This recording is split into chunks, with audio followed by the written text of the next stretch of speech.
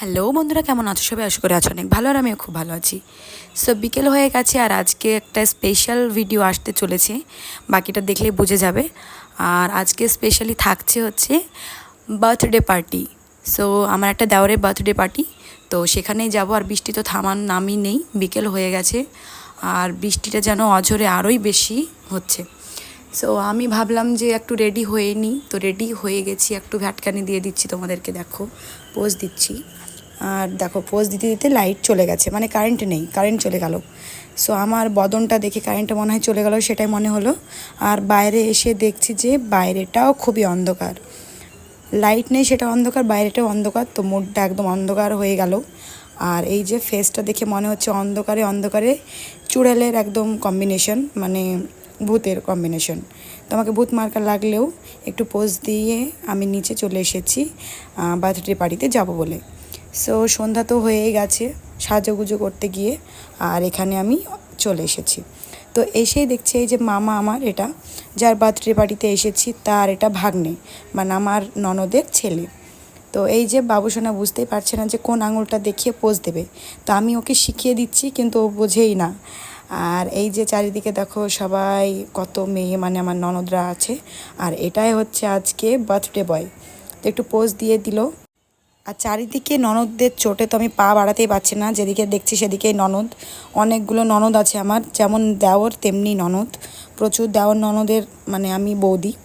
So এখানে আমার একটু দেওর ভিডিও ক্লিপ নিয়ে দিচ্ছে, মানে একটু পোজ দিতে বলছে আর কি, আমি একটু ইন্ট্রো দিয়ে দিলাম। আর এদিকে ওদিকে তাকাচ্ছি কারণ সবাই আমাকে দেখছে যে আমি কেমন করে ব্লগ শ্যুট করি। তো তো আমাকে কেমন লাগছে অবশ্যই জানাবে, এই ব্ল্যাক শাড়িটা পরে ভূতের মতো লাগছে কি না।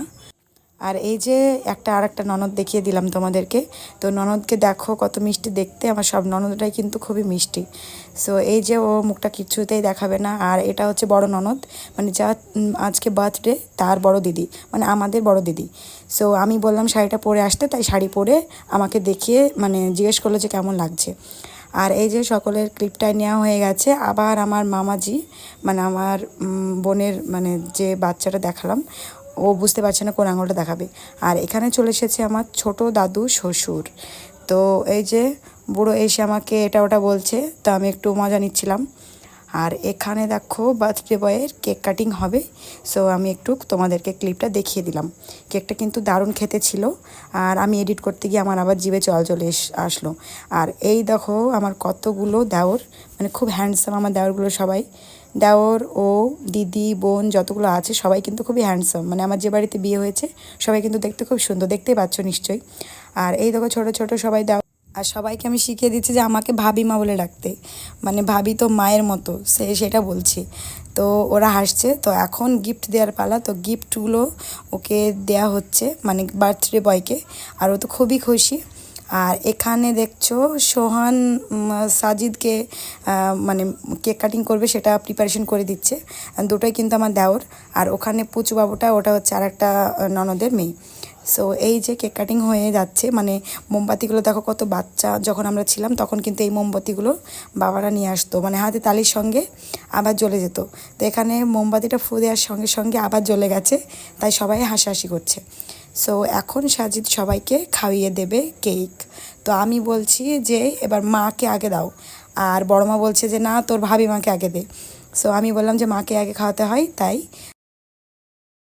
সো বড় মাকে আগে খাইয়ে দেওয়া হলো। তো বড় মাকে খাওয়ানো হয়ে গেছে আর এখন আমাদের পালা, আমরা ওকে খাইয়ে দেবো। তো আমি একটা বড় কেকটা স্লাইস করে নিয়েছি ওকে খাওয়ানোর জন্য। তো এই যে আমি খাইয়ে দিলাম, তারপরে মুখটা ভূত মার্কা করে দিলাম, দেখতেই পাচ্ছ একদম কতটা মাখিয়ে দিয়েছি। আর এখানে তো বাচ্চারা খুবই চিল করছে, আর আমি কেকের উপরের যে ক্রিমটা থাকে সেটা ফেলে দিয়ে কেকটা খেয়ে নিলাম। তো এই যে আশিককে দেখিয়ে দিলাম, সাজিদকে দেখিয়ে দিলাম, সবাই এখানে পার্টিতে এনজয় করছে। এখানে কেক কাটিং করে সবাইকে দেওয়ার পালা, কেক সবাইকে এখন বিতরণ হচ্ছে। তো কেকগুলো খেয়ে এখন ছোট ননদ চলে এসেছে আমার মুখে মাখাতে, তো বলছি মুখে না মাখিয়ে একটু খাইয়ে দে। আর দেখো সবাই এখানে আবার বাবুটা নিজে নিজেই কেক মাখছে, কারণ ওকে কেউ মাখিয়ে দিচ্ছে না বলে। আর দেখো মুখের কি অবস্থা করেছে, একদম ওই যে পুষ্পা সিনেমার শাখাওয়াত নাকি ছিল ওর মতো। তো এখন আবার বাবুটা কি করেছে দেখো কাণ্ড, ছোট দাদু শ্বশুরের একদম ড্রেসে লাগিয়ে দিয়েছে, কেক বোঝে না বাচ্চা ছেলে। তো এখানে সবাই হাসাহাসি করছে, বাচ্চা ছেলে এরকম কাজ করে দিল। পার্টিতে এসে একদম তো আমরা হেসে খেলে একাকার। আর এখন একদম খাবার পালা। আর আজকের মেনুতে ছিল বিরিয়ানি। আজকে বিরিয়ানি আপ্যায়নের দায়িত্ব কিন্তু আমার ভাগ্যেই পড়েছে। তো আমি সবাইকে এখন আপ্যায়ন করে খাইয়ে দেব। আর এখানে দেখতেই পাচ্ছ কতগুলো ননদ।